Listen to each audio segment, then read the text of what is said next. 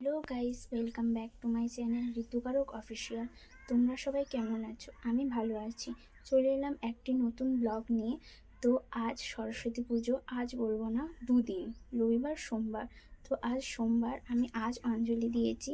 তো সকাল সকাল অঞ্জলি দেওয়া হয়ে গেছে, তো ভাবলাম একটু ঘুরতে বেড়াবো। তো চলো কোথায় কোথায় যাই, এখনও ঠিক হয়নি। তো চলো যাওয়া যাক। আমি এখন মায়ের আলমারি খুলে দেখতে শুরু করে দিয়েছি কোন শাড়িটা পরা যায়। বুঝতে পারছি না কোনটা পরবো।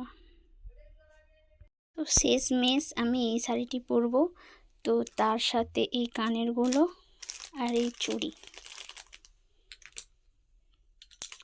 আর কিছু না। এই যে আমার ফাইনাল লুক।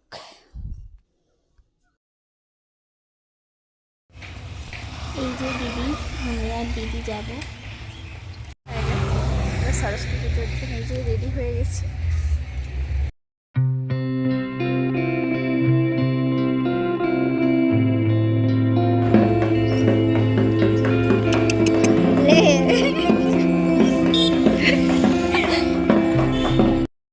এই যে রাস্তায় দাঁড়িয়ে আছি, টোটো এলে যাব।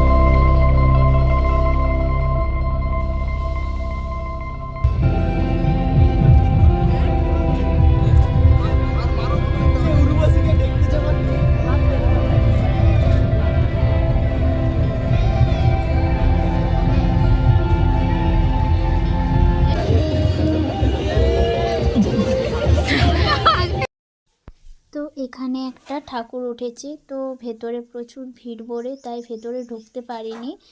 সামনেই দেখতে পাচ্ছ একটা কিউট বাচ্চা দাঁড়িয়ে রয়েছে।